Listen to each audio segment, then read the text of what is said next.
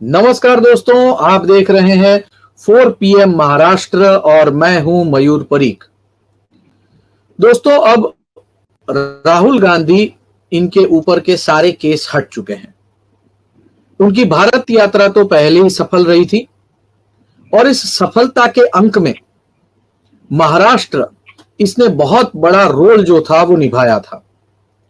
महाराष्ट्र में राहुल गांधी ने जब रैली निकाली थी तो नांदेड़ समेत तमाम इलाकों में, खासकर ग्रामीण इलाकों में, उन्हें बेहतरीन रिस्पांस मिला था। बिल्कुल ये सभा के बाद में जो है एक महाविकास आघाड़ी बनी, यानी कि महाविकास आघाड़ी की वज्रमूठ सभा शुरू हुई, जिसे जनता जबरदस्त रिस्पांस दे रही थी। भारतीय जनता पार्टी सत्ता में थी, विपक्ष में थी, गठबंधन की राजनीति हुई, वगैरह वगैरह, पूरी कहानी सबको पता है। लेकिन अब भारतीय जनता पार्टी ने एक नया दांव रचा है, ऐसी खबर बाहर आ रही है। खबर यह आ रही है कि केसीआर राव के अलावा एक और आघाड़ी महाराष्ट्र में बनने जा रही है। इस आघाड़ी में कई सारी पार्टियां हैं। स्वाभिमानी शेतकरी संगठन, शेकाप, स्वराज्य पक्ष, आरपीआई, लाल निशान गठ, बहुजन विकास आघाड़ी, समाजवादी पार्टी जिनके 2 एमएलए हैं, जनता दल, सत्यशोधक कम्युनिस्ट पार्टी, बहुजन रिपब्लिक सोशलिस्ट पार्टी, माकप, ऐसे कई सारे जो छोटे छोटे दल हैं जिनके अलग अलग पॉकेट्स हैं, उन सभी लोगों की मिलकर एक महाआघाड़ी बनाने की कोशिश हो रही है। और जानकारी यह मिल रही है कि इसके पीछे हो सकता है कि सत्ताधारी हो, क्योंकि जिस तरह से बीजेपी के खिलाफ एक वातावरण बनाने के लिए कांग्रेस सड़क पर उतरी है और खासकर राहुल गांधी, इन्हें जिस तरह से सक्सेस मिला है और कांग्रेसी जिस तरह से पूरी तरह से उत्साहित हैं और कई जगहों पर वो जुलूस निकाल रहे हैं, तो वोट बैंक की राजनीति करनी पड़ेगी। आखिर ये वोट बैंक की राजनीति कितनी सफल हो पाएगी, ये वोट बैंक की राजनीति कितनी आगे बढ़ सकती है, सत्ता विभाजन मत विभाजन में ये जो नई आघाड़ी बनती है उसकी क्या परिस्थिति हो सकती है, इस समय इस पूरे विषय पर बातचीत करने के लिए मेरे साथ मौजूद हैं वैभव पुरोहित जी। वैभव पुरोहित जी एक जाने माने विश्लेषक हैं और वोटों के गणित के बारे में वो बहुत कुछ जानते हैं। वैभव जी, हमने सबसे पहले महाराष्ट्र में केसीआर की एंट्री देखी, वो भी ग्रामीण इलाकों में और चुनिंदा जगहों पर जबरदस्त ताकत दिखा रहे हैं। हमें ये बताइए कि ये जो नई आघाड़ी बनाने की बात हो रही है, इससे क्या परिणाम हो सकते हैं? देखिए, महाराष्ट्र में कुछ कुछ समय से अगर देखा जाए तो कुछ दशक से देखा जाए तो एक आघाड़ी और युति में चुनाव हुआ करते थे। एनसीपी कांग्रेस का एक आघाड़ी हुआ करता जो 99 में बना। उससे पहले शिवसेना बीजेपी की सरकार जिसे युति करके ये चुनाव लड़ते थे। 2014 में भी ये एक साथ लड़ते। 2019 के बाद ये अलग हुए। शिवसेना अलग होके महाविकास आघाड़ी के साथ आगे जो एनसीपी और कांग्रेस की थी। उसके बाद शिवसेना टूटी, वो चली गई बीजेपी के साथ। फिर एनसीपी टूटी, वो चली गई बीजेपी के साथ और वो बन गई है अब महायुति। अब एक आघाड़ी यहाँ बनी है जिसका नाम है महाविकास आघाड़ी, जिसमें शिवसेना उद्धव ठाकरे है का गुट है, जिसमें शरद पवार का गुट है और कांग्रेस का गुट है। तो ये दोनों गुट, इनके साथ हमेशा से छोटे दल हुआ करते थे। जैसे समाजवादी पार्टी ने पिछले चुनाव में कांग्रेस के समर्थन में थी। उससे पहले स्वाभिमानी शेतकरी संघ जो थी वो बीजेपी के साथ चुनाव लड़ा करती थी। लोकसभा के उनके जो प्रमुख है राजू शेट्टी, वो हतांगले लोकसभा से दो बार चुन के भी गए थे उनके गठबंधन की ओर से। फिर इस बार 2019 में देखा जाए तो राजू शेट्टी ने किसान के मुद्दे पर एनडीए छोड़ी और एनसीपी कांग्रेस के साथ चुनाव लड़ा। और वो शिवसेना से हार गए चुनाव। तो ये गठबंधन की राजनीति अब इस सारे में एक थर्ड थर्ड फ्रंट बनता हुआ नजर मुझे आ रहा है। एक वो है जो अब ये राजू शेट्टी ने शुरुआत की कि हम कोई भी गठबंधन के साथ नहीं रहेंगे। इसमें इन्होंने तमाम उन छोटी पार्टियों को जोड़ने की कोशिश की है जो अपने अपने क्षेत्र में दम रखती है। जैसे कि राजू शेट्टी अतांगले क्षेत्र में अपना अपना वर्चस्व अपना दबदबा रखते हैं। बहुजन विकास अघाड़ी जो हितेंद्र ठाकुर की पार्टी, तीन तीन विधायक है उनके पास। एक समय उनके पास 2009 या 2014 में उनके पास एक लोकसभा का सांसद हुआ करता था। तो कुल मिला के समाजवादी पार्टी जिन्होंने एक अबू आजमी खुद विधानसभा के सदस्य है मुंबई के क्षेत्र से, और रईस शेख जो है विधानसभा के मेंबर है भिवंडी क्षेत्र से। तो ये वो पार्टियों को एकत्रित करके एक अपना दल बनाना चाहते हैं।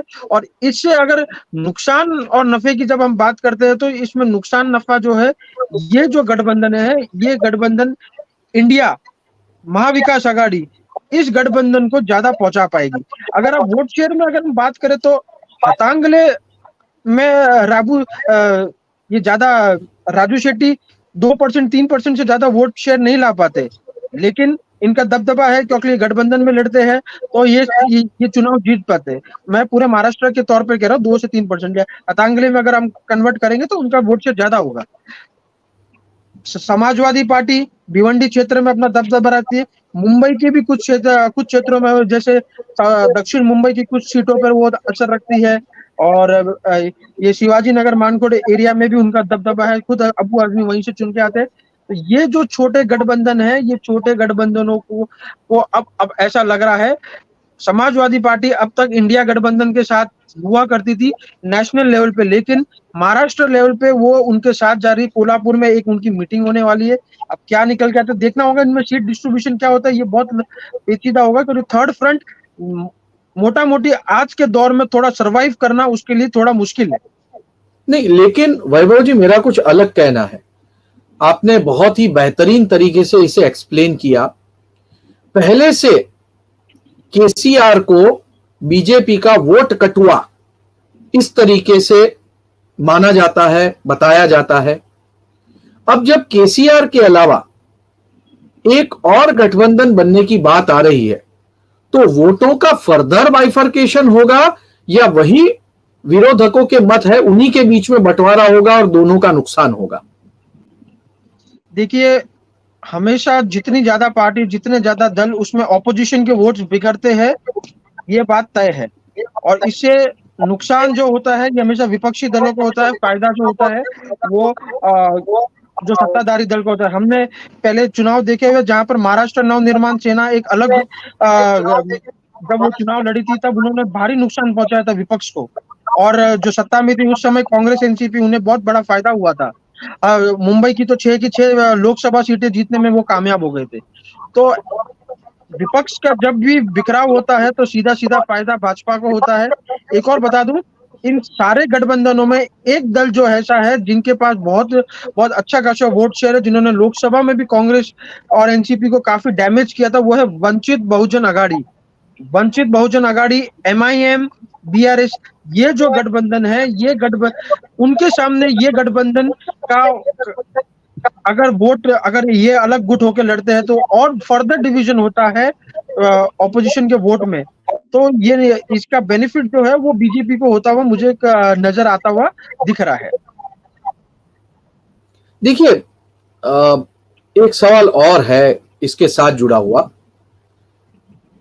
महाराष्ट्र में अब की बार जो एजेंडा सेट हो रहा है वो कुछ ना कुछ एक इस तरह का एजेंडा सेट हो रहा है कि आपको मौजूदा बीजेपी, उद्धव का बिखरा हुआ गुट और एनसीपी का बिखरा हुआ गुट, इसकी सरकार चाहिए, या फिर जो लोकप्रिय नेता हैं यानी कि शरद पवार, पूरी की पूरी कांग्रेस पार्टी, राहुल गांधी, और तीसरा दल, मतलब तीसरे दल के जो छोटे मोटे पॉपुलर नेता हैं या दूसरे नेता हैं, वो ये सारे इन दोनों के बीच में जब एक सिलेक्ट करने की बारी आती है, तो आपको यह नहीं लगता कि इस तरह के ट्रैप्स या इस तरह के वोट कटुए हैं, उसको कहीं ना कहीं ओवरटेक करते हुए जनता अपना रास्ता निकाल लेती है और सत्ताधारियों को बेदखल कर देती है? मयूर जी, इसके लिए मुझे आपको दूसरे राज्यों के चुनावों के परिणाम पर लेके जाना पड़ेगा। अगर हम उत्तर प्रदेश की बात करें तो वहां पर एमआईएम ने भी चुनाव लड़ा था, वहां पर उनका वोट शेयर नगण्य था। अगर हम वही एमआईएम की बात करें जो कर्नाटका में मुस्लिम बहुल्य क्षेत्रों में उन्होंने काफी सीटों पे चुनाव लड़ा था, लेकिन वहां भी उन्हें ज्यादा सफलता नहीं मिली। आम आदमी पार्टी ने भी वहां चुनाव लड़ा था, वहां भी उन्हें ज्यादा जो एक नेशनल पार्टी है और बेंगलोर जैसे क्षेत्र में उन्हें तो काफी एक्सेप्ट किया जाता है, वहां भी उन्हें कोई ज्यादा सफलता नहीं मिली थी।